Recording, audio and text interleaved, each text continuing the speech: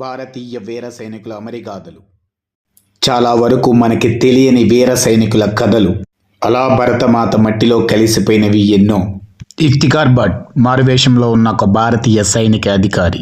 అతనే major Mohit Sharma, Indian secret soldier. Iftikhar Bhat అనే పేరుతో భారతీయ సైనికులు 3 ఏళ్ల క్రితం మా అన్నని పొట్టన పెట్టుకున్నారని, ఎలాగైనా భారత సైనికుల్ని చంపాలని, అందుకోసం నా దగ్గర ప్లాన్ కూడా ఉందని చెప్పి అతను తీవ్రవాద గ్రూప్లో చేరతాడు.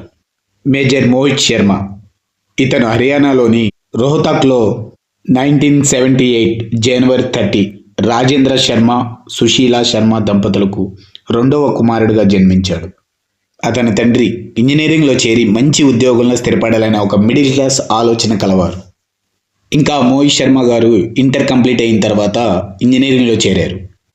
కానీ మోహిత్ శర్మ గారికి భారత సైనికుడు కావాలనే ఒక బలమైన కోరిక ఉండేది. ఇంజనీరింగ్ చేస్తూనే ఎన్డీఏ పరీక్ష కోసం సిద్ధమవుతున్నారు. దానికి కావలసిన అంశాలన్నింటినీ గ్రహింప చేసుకున్నాడు. ఫిజికల్గా, మెంటల్గా శిక్షణ తీసుకుంటూ తీవ్రంగా సాధన చేశాడు. ఎగ్జామ్స్ రాశారు. ఫలితం కోసం ఎదురు చూస్తున్నాడు. ఫలితం లెటర్ రూపంలో ఇంటికి వచ్చింది. అది చూసిన తల్లిదండ్రులు ఆ లెటర్ని దాచుంచారు. కానీ మోహిత్ శర్మ చాలా నమ్మకంతో ఉన్నారు. లెటర్ రాకపోవడంతో యూపీఎస్సీ కార్యాలయానికి కాల్ చేసి కనుక్కున్నాడు. వాళ్ళు మెరిట్ లిస్ట్లో ఉందని చెప్పడంతో ఆ వెనువెంటనే భూపాల్కి బయలుదేరారు. అక్కడ జరిగిన ఇంటర్వ్యూస్ అన్నీ కంప్లీట్ చేశారు. కానీ శారీరక దృఢత్వంలో 6 కిలోల బరువు తగ్గడంతో వెనక్కి తిరిగి వచ్చారు. తల్లి సుశీల గారు తన కొడుకు మొండు పట్టుదల చూసి తన ఆలోచన మార్చుకుని కుమారుడి కలను తన ఆశయంగా చేసుకుని వెన్నుండి నడిపించారు. రిజల్ట్ మేజర్ మోహిత్ శర్మ అన్ని పరీక్షలు కంప్లీట్ చేసి ఇంజనీరింగ్ వదిలిపెట్టి ఎన్డీఏలో చేరారు. శిక్షణ నిమిత్తం 1995లో పూణేకి వెళ్ళారు. కడక్ వాసులలో అక్కడ శిక్షణ పొందారు.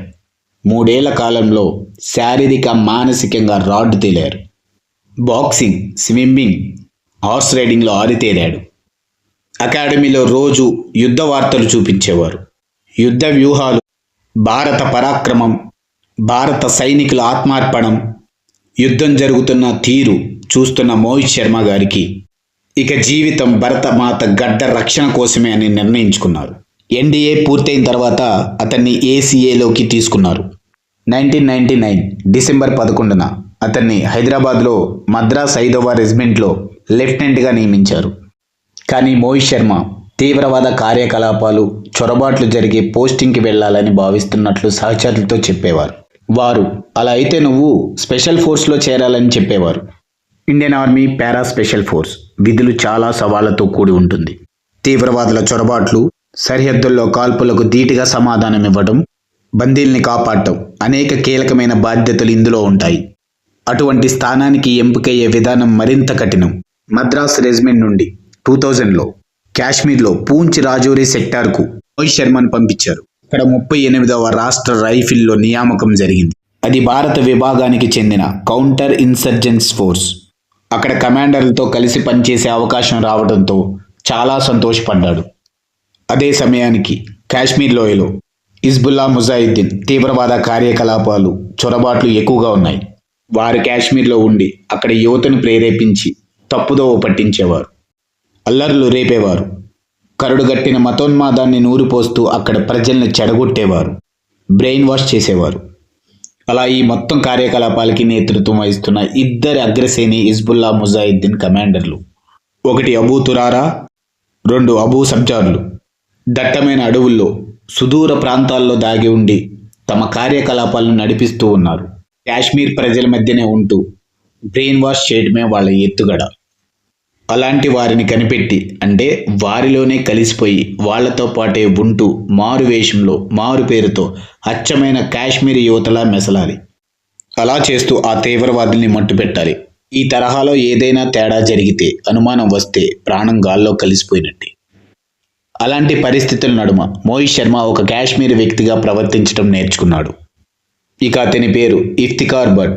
పేరు మార్చుకుని పక్కా ప్లానింగ్తో ఆ తీవ్రవాద గ్రూప్లో చేరతాడు. మా అన్నని 3 ఏళ్ల క్రితం భారతీయ సైనికులు చంపారని, వారిపైన పగ తీర్చుకోవాలని చెప్పి, అందుకోసం నా దగ్గర ఒక ప్లానింగ్ కూడా ఉందని చెప్పి నమ్మించి ఆ గ్రూప్లోకి చేరతాడు. మొదటగా వాళ్ళు నమ్మకపోవడంతో మోహిత్ శర్మ చాలా దృఢంగా నేనొక్కడైనా వెళ్ళి నా పగ తీర్చుకుంటా అని చెప్పడంతో ఆ తీవ్రవాద ముఠ గ్రూప్లోకి చేర్చుకుంటారు. డోగ్రీ ఉర్దూ భాష నేర్చుకున్నాడు. ఖురాన్లోని ఐతుల్లాని బట్టి పట్టాడు. మసీదులకు వెళ్ళి నమాజ్ చేస్తూ అక్కడి వారికి అలవాటైన వ్యక్తిగా మారాడు. పొడవాటి గడ్డం జుట్టుతో కాశ్మీర్ దుస్తులతో ఇఫ్తికార్ బట్టిగా అవతారం ఎత్తాడు. వెళ్ళిన ప్రతి చోట తన కథని చెప్తూ అందరినీ నమ్మించాడు. అలా మెయిన్ హెడ్స్ అయిన హిజ్బుల్లా ముజాహిద్దీన్ కలిసి తన కథని చెప్తాడు.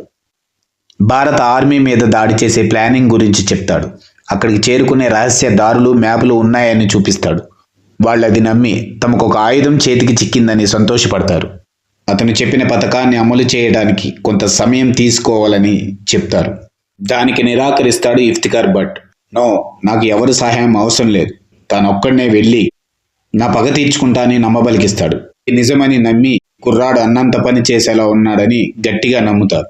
వెంటబెట్టుకొని వాళ్ళ కీలక స్థావరానికి తీసుకొని వెళ్తారు. 2 వారాల వరకు మోహిత్ శర్మకి శిక్షణ ఇస్తారు. తమ ఆయుధాలు, రహస్య ప్లేసులు చూపిస్తారు.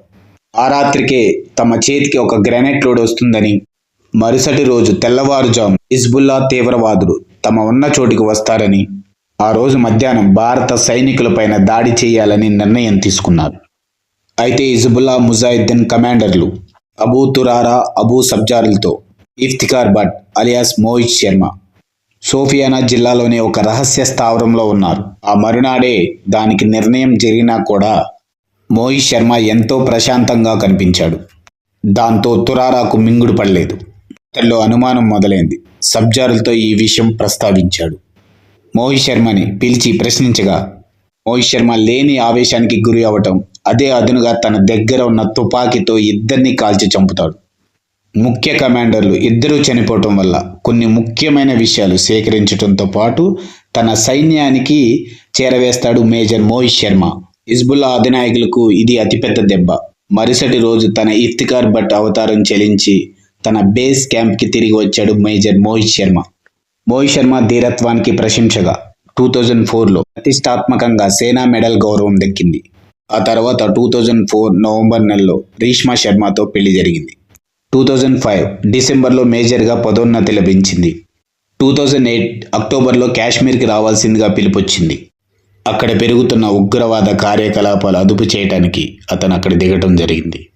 5 నెలల పాటు ఉగ్రవాదుల కోసం కాశ్మీర్ లోయల్లో వెతుకులాట సాగింది. మంచు, చలి, శీతల గాలులు, పర్వత ప్రాంతాలు, పొంచి ఉండే తీవ్రవాద మప్పు.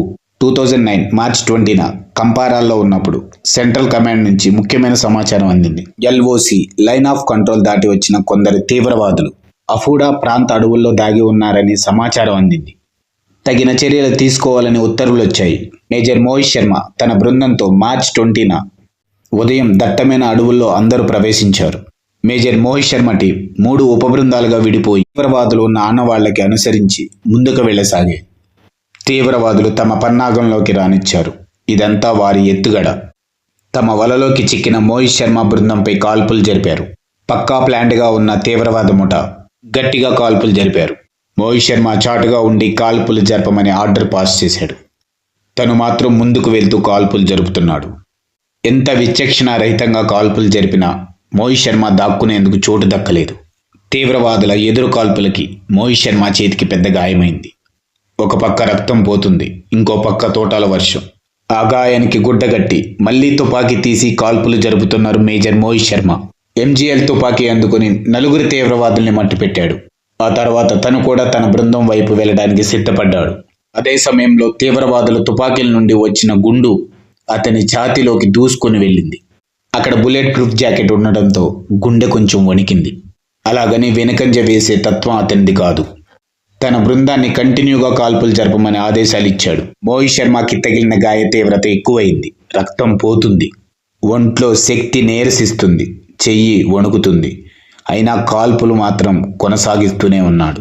ఎట్టి పరిస్థితులలో కాల్పు ఆపుద్దని తన బృందానికి రేడియో మెసేజ్ పెట్టాడు. మేజర్ పరిస్థితి తెలియజేస్తూ 1 పారా స్పెషల్ ఫోర్స్ బేస్ క్యాంప్కి రేడియో సందేశం వెళ్ళింది. అతను కదలటం లేదని, మాట్లాడటం లేదని రేడియో సందేశం వచ్చింది. బేస్ క్యాంప్ అధికారులకు ఆ వార్త నమ్మశక్యంగా అనిపించలేదు.